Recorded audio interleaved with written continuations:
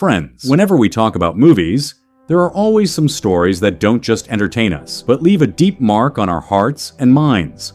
Stories that introduce us to the darkness we usually choose to ignore, and characters that change the way we think forever. And today we're going to talk about one such character, a man who never trusted angels and never feared demons. His name is John Constantine, and now, after nearly 20 years, he's returning with his second chapter, Constantine 2. Welcome, my friends, to Cinema Update, where every movie isn't just news, it's a whole new journey. And today, that journey will take us straight into that dangerous path between heaven and hell, the path where Constantine walks. If we look back for a moment, the year 2005 comes to mind, when John Constantine first appeared on the big screen.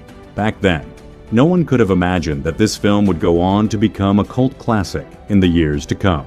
Constantine showed us the story of a man fighting against his fate, a man who had sinned his whole life, but now fought evil in hopes of redemption.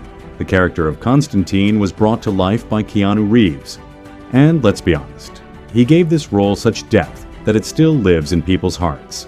He wasn't just a demon hunter, he was a broken man, living every day under the shadow of death, yet never backing down from his battle against darkness. The first film gave us glimpses of Constantine's troubled past. From childhood, he was cursed with the ability to see the true forms of angels and demons, things normal people couldn't see. This curse became his greatest torment, pushing him to attempt suicide at a young age. Because of this, his soul was forever marked by hell. But as he grew older, Constantine chose to turn this curse into a weapon, using it to fight back against the demons who sought to claim human souls. In the movie, Constantine was a lone warrior, fighting without mercy, without hope. He knew his end would never be peaceful, yet he continued sending demons back to hell. His life was a constant struggle between cigarette smoke, lung cancer, and the haunting fear of death. Along the way, he crossed paths with Detective Angela Dodson, who was trying to uncover the truth behind the mysterious death of her twin sister, Isabel. While everyone believed Isabel had taken her own life, Angela was convinced otherwise. As her search intertwined with Constantine's dark world, they uncovered something far bigger than a simple death. It was a sinister conspiracy. Lucifer's son, Mammon, was plotting to cross over into the human world, and it was Constantine's responsibility to stop him. The film introduced us to several unforgettable characters. Gabriel, God's messenger, who despised humanity and believed that only through suffering could humans truly appreciate God. And then Lucifer himself, who made a chilling entrance in the climax. Peter Stormare's terrifying portrayal of Lucifer remains one of the most haunting performances for horror fans to this day. The climax of the film was nothing short of brilliant. Constantine sacrificed himself, attempting to take his own life to stop Mammon's plan. Lucifer himself arrived to claim his soul. But this is where the tables turned. God, moved by Constantine's sacrifice, forgave him and began pulling his soul toward heaven. But Lucifer refused to let that happen. He healed Constantine's illness, ensuring that he would live longer, sin more, and eventually belong to him anyway. And with that twist, Constantine's first chapter came to an end. Now friends, that was the journey of Constantine, 2005. But the real excitement begins now, because the path that story left unfinished is finally going to open in Constantine 2. After 2 decades, Constantine is back, and this time he will face a battle greater than ever before. In the first film, he stopped Lucifer's son, but in this sequel, his biggest challenge will be the state of his own soul, caught between heaven and hell, belonging to neither. And what could be more dangerous than a man who has nothing left to lose? Constantine 2 could pick up right where the first film ended. Constantine is still alive, but all hope inside him has withered away. He has become even more bitter, more isolated. He knows that no matter how many good deeds he does, the gates of heaven will never open for him. And Lucifer is waiting patiently for him to slip again, so his soul can be dragged down to hell forever. But here's the twist. This time, Constantine's fight won't just be against demons. It will be against humans, and even against angels. Yes, this time the stakes are higher. An ancient force is rising, one that has spread not only in hell, but has also seeped deeply into the human world. This force wants to break Constantine, and if he falls, all of humanity could be doomed. The movie could open by showing Constantine in his broken state. He still hunts demons, but there's exhaustion in his eyes, pain etched on his face. He knows his future holds nothing. He is trapped in limbo, caught between heaven and hell. And then a new mystery enters his life, one more dangerous than anything he has ever faced. And here comes the most shocking part. Lucifer himself may stand by Constantine's side this time. Yes, the very devil who has always wanted Constantine's soul could become his ally. But why?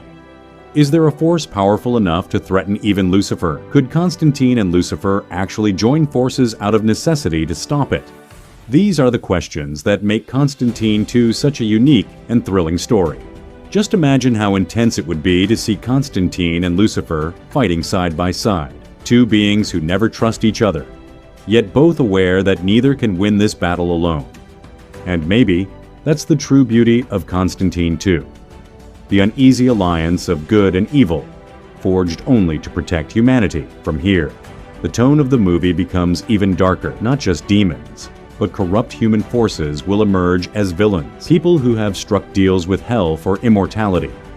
People willing to sacrifice humanity for their own gain. And Constantine's ultimate test will be this: can he save humanity without losing himself completely? Or will his soul finally be lost forever? The true strength of Constantine 2 lies in the fact that it's not just a horror or thriller. It also dives deeply into human emotions. John Constantine is a man already broken on the inside, a man who knows that his soul is mortgaged to hell itself. And yet, despite this curse, he stands for the protection of humanity. That's where the film's real power emerges, because Constantine is not just another demon hunter. He's a broken hero, carrying the crushing weight of his sins while still trying to save others. This inner conflict gives the movie its intensity. On one side is his past, overflowing with sin, and on the other side is his duty. That duality is what makes this entire story far more powerful. Friends, one of the biggest highlights of Constantine 2 is its cinematic tone. The movie is completely dark, gothic, and overflowing with supernatural elements. The storytelling is so rich and layered that it feels almost like watching a horror play, where every single character hides a mystery of their own. Particularly, John Constantine's past will be explored in much greater depth. His childhood, his very first encounters with supernatural forces, and those painful moments when he realized his soul was already destined for hell. Through flashbacks and visions, these elements add layers and complexity to the character, making him even more compelling. And at the heart of all this is Keanu Reeves. His performance is the backbone of the entire film. He doesn't just portray Constantine as a magician or demon hunter. He embodies him as a shattered human being, someone fighting two wars at once, the one inside his own soul, and the one outside against the forces of darkness. His expressions, the exhaustion in his eyes, the guilt etched on his face, and yet the hidden compassion in his heart. All these layers together make Constantine an unforgettable character. In Part 1, we only got a glimpse of this depth, but in Part 2, we will see the character at the peak of his emotional and moral complexity. From a technical perspective, Constantine 2 promises visuals and CGI on par with the biggest projects Hollywood has ever produced. The sequences of heaven and hell have been crafted on such a grand, terrifying scale that audiences won't be able to look away. Remember those iconic visuals from Part 1, when Constantine caught a glimpse of hell? This time, it's not just a glimpse. You'll be pulled into hell itself. Cities blanketed in ash, rivers of fire, the screams of tortured souls, and the reign of demons.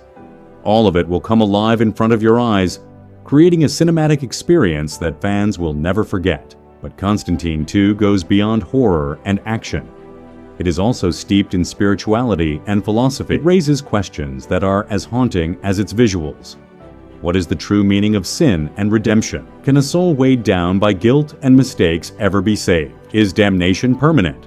Or can choices truly alter destiny? These are questions that will linger in the minds of audiences long after they leave the theater. That's why this film is not just entertainment. It's an experience.